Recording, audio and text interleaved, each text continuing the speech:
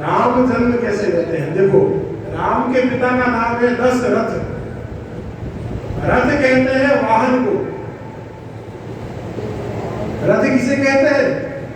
वाहन को, जिस पर बैठकर हम यात्रा करते हैं। कोई भी व्यक्ति दो वाहनों पर बैठकर यात्रा कर सकता है? नहीं कर सकता। दो नावों की सवारी होती है क्या कभी? दो घोड़ों पर बैठकर यात्रा होती है? पर राम के पिता 10 रथ हैं, 10 रथों पर बैठकर यात्रा करते हैं। कितने योग्य और कुशल है। अब वो 10 रथ क्या है? 5 तो है हमारी ज्ञानेंद्रियां और 5 है हमारी कर्मेंद्रियां।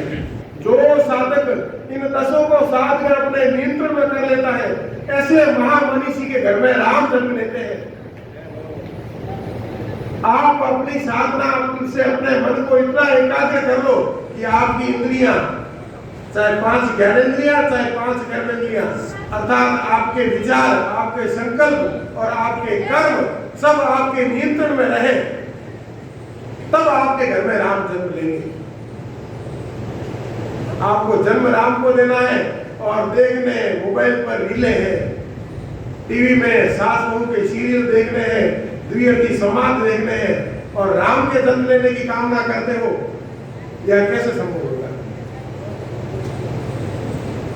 घर में राम को जन्म देना है तो साधना करनी पड़ेगी। पिता को दशरथ बनना पड़ेगा।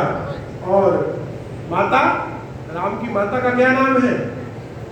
कौशल्या। क्या नाम है राम की माता का? कौशल्या। कौशल्या का क्या अर्थ होता है? कुशल से बना है शब्द कौशल्या। कुशल अर्थात अपने कार्य में प्रवीण, अपने कार्य में दक्ष, सिद्ध हस्त, उसे कुशल कहते हैं। भगवान गीता में कहते हैं योगः कर्मसु कौशलम। कर्मों में कुशलता का नाम ही योग है, अर्थात योगिनी, योग का साधन करने वाली। साधारण स्त्री नहीं है राम की माता, कौशल्या है। जिसकी मां कौशल्या होगी अर्थात अपने कर्म में कुशल होगी, और कर्म में कुशलता क्या है? उसी राम का चिंतन करे, उसी स्वरूप का ज्ञान और ध्यान करे। विश्वामित्र जी ने जब कहा कहीं अहिल्या से कि मैंने इनको सीधे भेज दिया, तो माता अहिल्या ने क्या कहा था? मैं जिसका ध्यान कर रही थी वह यही है।